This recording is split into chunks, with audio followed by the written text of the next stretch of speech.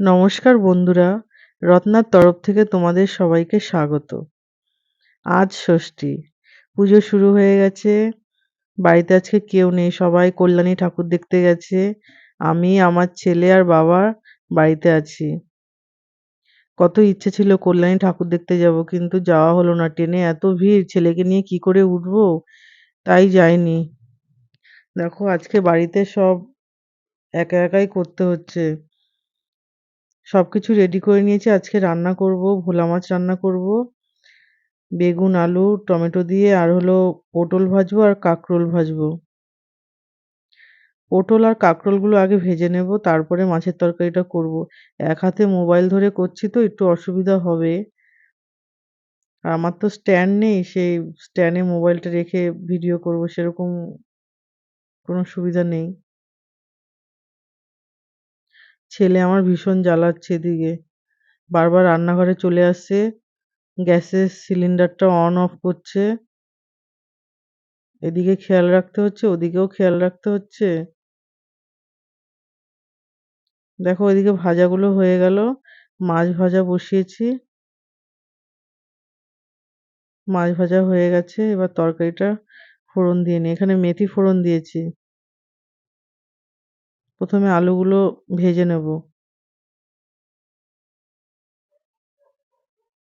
আর তোমাদের যদি আমার ভিডিও ভালো লাগে, লাইক কমেন্ট শেয়ার করে দিও। এখানে ভাজা জিরা কাঁচা লঙ্কা পেস্ট দিয়েছি, আর সবজি দিয়ে ভালো করে মশলাটা কষিয়ে নেব। ভালো করে কষিয়ে নেব।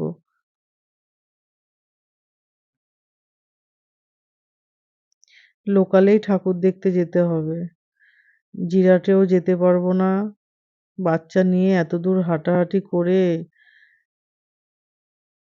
দেখো এখানে মশলা কষানো হয়ে গেছে, এবার জল দিয়ে দিলাম। এবার এর মধ্যে মাছগুলো দিয়ে দেবো, ভাজা মাছগুলো।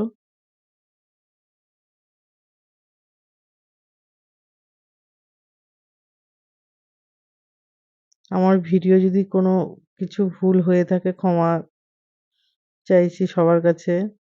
হয়তো ভুল কিছু হতেই পারে, আমি পরে তো এডিট করছি, আমি ঠিক করে এডিট করতে পারি না।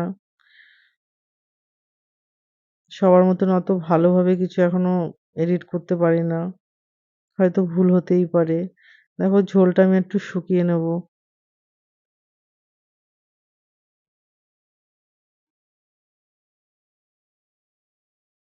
এবার ঝোলটা একটু শুকিয়ে এসে দেখো আমার ছেলে কি করেছে, ক্যাডবেরি খেয়ে। ইস, ওকে স্নান করাতে হবে তাড়াতাড়ি।